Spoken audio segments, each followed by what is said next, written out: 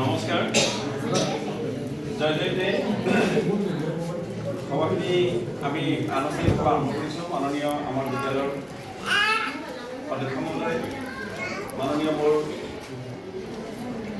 নবীন প্ৰবীণ শিক্ষক শিক্ষয়িত্ৰীবৃন্দ আৰু একেবাৰে আমাৰ আজি আমি বিচৰা অভিভাৱক অভিভাৱিকাসকল আপোনালোকক মানে আদৰ সম্ভাষণ জনাই আজি আমাৰ বৰ গুৰুত্বপূৰ্ণ এই অভিভাৱক অভিভাৱিকা সভা আমি আৰম্ভ কৰিছোঁ।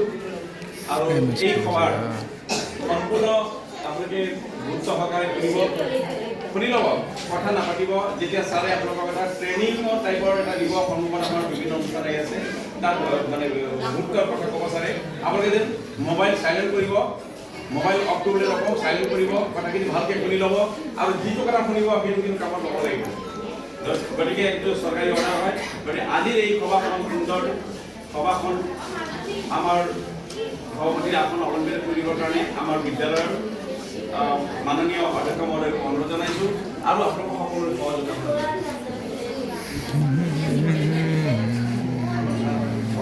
আপোনালোকে কথা বতৰা নাপাতি অলপ সহায় কৰিলে ভাল পাম। কাৰণ যিহেতু আপোনালোকেও নিজৰ নিজৰ বহুত দায়িত্ব কাম এৰি পেলাই আহিছে, আমাৰো বহুত কাম চলি আছে, তাৰ মাজতো আমি ধৰক আজি সভাখনলৈ আগবাঢ়িছোঁ। গতিকে আপোনালোকে যদি সহায় সহযোগ আগ নবঢ়ায় আমি সভাখন অসুবিধা হ'ব।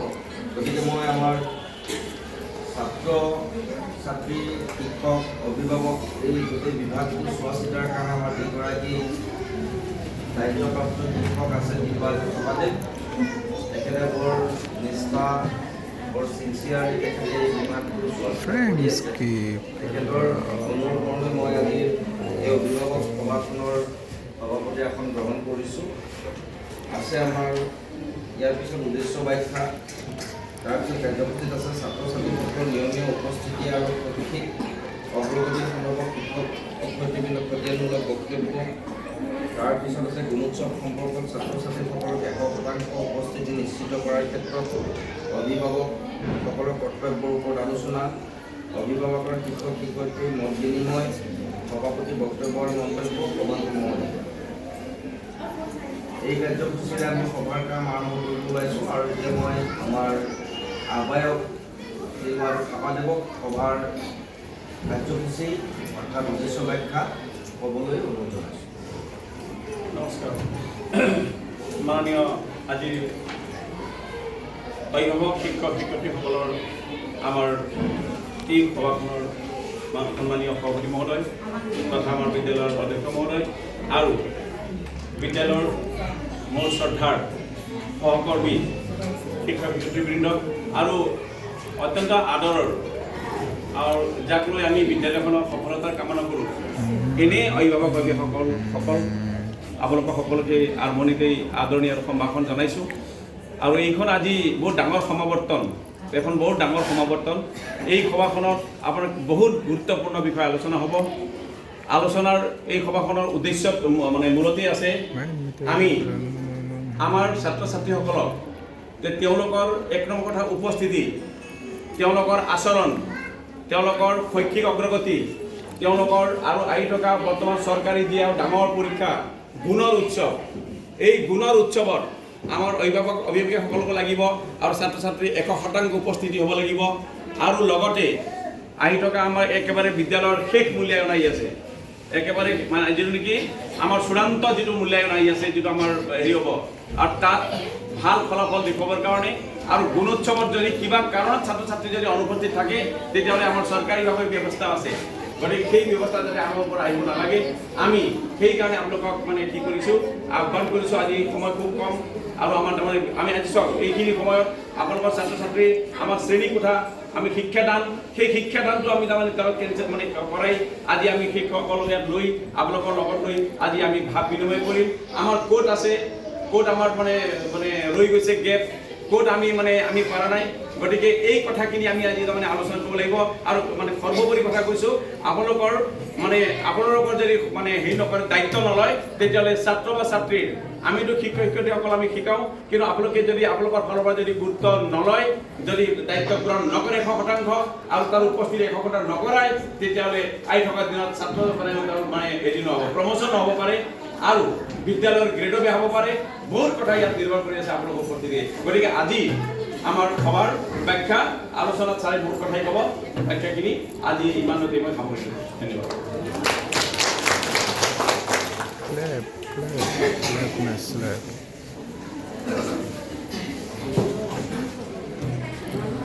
ইতিমধ্যে আপোনালোকে উদ্দেশ্য ব্যাখ্যাত কথাখিনি জানিব পাৰিছে, কি কাৰণে আমি সভাখন আহ্বান কৰিছোঁ। আমি সকলোৱে জানো বা আপোনালোকে নিশ্চয় জানে যে ছাত্ৰ ছাত্ৰী, অভিভাৱক আৰু শিক্ষক এই তিনিজন ব্যক্তি যদি এটা হয়, তেতিয়াহ'লে ছাত্ৰ ছাত্ৰীৰ উন্নতিত কোনো বাধা দিব নোৱাৰে। আমি স্কুলখনত ল'ৰা ছোৱালী কিমান সময় পাওঁ? 5 ঘণ্টা। স্কুল অহাৰ পৰা ছুটি দিয়ালৈকে 5 ঘণ্টা, 5.5 ঘণ্টা। দিনটোত কিমান সময় থাকে? 24 ঘণ্টা। 5.5 ঘণ্টা অহা যোৱা, আধা ঘণ্টাও যদি ধৰোঁ, 6 ঘণ্টা বাদ দিয়ক, 18 ঘণ্টা। 24 ঘণ্টা 18 ঘণ্টা তাৰমানে কাৰ লগত থাকে? ল'ৰা ছোৱালী কাৰ লগত থাকে? অভিভাৱক মানে আপোনালোকৰ লগত থাকে, নহয় জানো?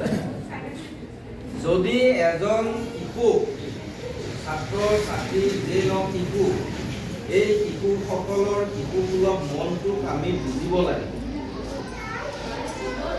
সিহঁতে এতিয়া খেলি ধূলি ভাল পায়, পঢ়িবলৈ ইমান এটা ভাল নাপায়, কিন্তু পঢ়িবও লাগিব, খেলিবও লাগিব। এটা বেলেঞ্চ, ভাৰসাম্যতা ৰক্ষা কৰিব লাগিব। আমি স্কুলত খেলা ধূলাৰ ব্যৱস্থা দিওঁ, জিৰণি আছে দুপৰীয়া, খোৱা বোৱাৰ ব্যৱস্থা আছে, মধ্যাহ্ন ভোজন আছে। আমি আমাৰ স্কুলৰ সময়খিনিত চোৱা চিতা কৰাৰ পৰা খোৱা বোৱা, তত্বাৱধান লোৱা গোটেইখিনি কৰোঁ। 5-6 ঘণ্টাত আমি এইখিনি চলাওঁ। বাকী 18 ঘণ্টাত আপোনালোকে কি কৰে? সেই সন্তানসকলক আপোনালোকে কেনেকৈ ধৰণে পঢ়া শুনা, খেলা ধূলা, খোৱা, চাফ চিকুণতাৰ পৰা আদি কৰি আচাৰ ব্যৱহাৰ, এইবিলাক কেনেকৈ আপোনালোকে তেওঁলোকক চোৱা চিতা কৰিছে, কেনেকৈ তেওঁলোকক আপোনালোকে শিক্ষা দিছে, সেইটোৰ ওপৰতে তেওঁলোকৰ ভৱিষ্যতটো নিৰ্ভৰ কৰে। 18 ঘণ্টাত যদি আপোনালোকে একো কৰিব নোৱাৰে, আমি 5 ঘণ্টাত কেনেকৈ কৰোঁ? আৰু ল'ৰা ছোৱালীৰ প্ৰথম স্কুলখন কোনখন জানেনে? ঘৰখনেই শিশুৰ প্ৰথম পাঠশালা। তাত কাৰণ জন্ম হৈয়ে বাচ্চাটো আৰু স্কুল নাহে, আহিব নোৱাৰে। 3 বছৰত আহিব, 3.5 বছৰত আহিব, 5 বছৰ, 6 বছৰত আহিব। প্ৰাক প্ৰাথমিক থাকিলে, ক শ্ৰেণী থাকিলে অলপ আগত আহে, আৰু নহ'লে 6 বছৰত ক্লাছ 1ত ভৰ্তি হ'ব। এই তালৈকে এই বাকী সময়ছোৱা যিখিনি 1ৰ পৰা 4 বছৰ বা 5 বছৰলৈকে, এই সময়ছোৱা শিশুৱে ঘৰতেই থাকে। গতিকে তেওঁলোকৰ কাৰণে মা দেউতা, ককাই ভাই ভনী, সিহঁতবিলাকে হ'ল শিক্ষক। তেওঁলোকে প্ৰথম তেওঁলোকক আচাৰ ব্যৱহাৰ, পঢ়া শুনা, খেলা ধূলাৰ পৰা গোটেইখিনি দিশত চোৱা চিতা, তদাৰক কৰা আৰু শিক্ষা দিয়া, সেইখিনি কৰিব লাগে। ঘৰত যদি শিক্ষা নাপায়, এই ল'ৰা ছোৱালীয়ে সমাজত ভাল আচৰণ তেতিয়াও কৰিব।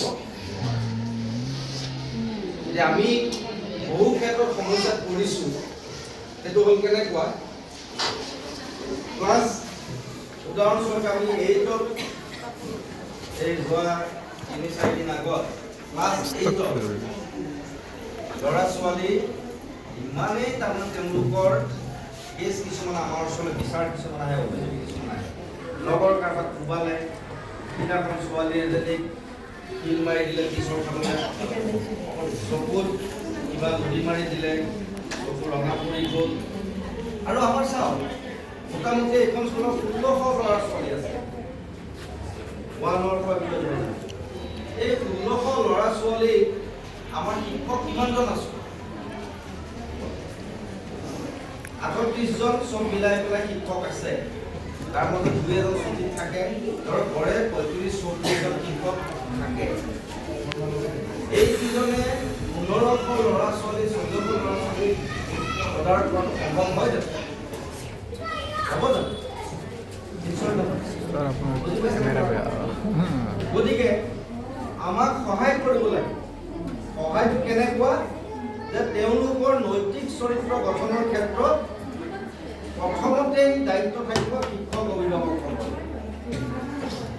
সেইখিনিয়ে আহি স্কুলত সমাজত প্ৰতিফলন কৰে। এই যে অলপ আগতে মই ঘটনাটো ক'লো, এনেকুৱা ধৰণৰ ঘটনা স্কুলত প্ৰায় আমি ল'ৰা-ছোৱালীক মাৰপিট নকৰোঁ, মৰম স্নেহেৰে বুজাওঁ, দাবী ধমকি দিওঁ, বেতডাল ডাঙৰকৈ দাঙি লৈ পেলাই লাহেকৈ গাত এখন লগাই দিওঁ ভয় খুৱাবৰ কাৰণে, নহ'লে ভয় নাপায়। আমি মাৰপিট নকৰোঁ। কেতিয়াবা এনেকুৱা বদমাচি কৰে তেতিয়া দুই একোট লগাবলগীয়া হৈ যায়। সেইটো আপোনালোকে ঘৰতো তেনেকুৱা কৰিবলগীয়া নিশ্চয় পৰিস্থিতি আহে। হ'ব দিয়া।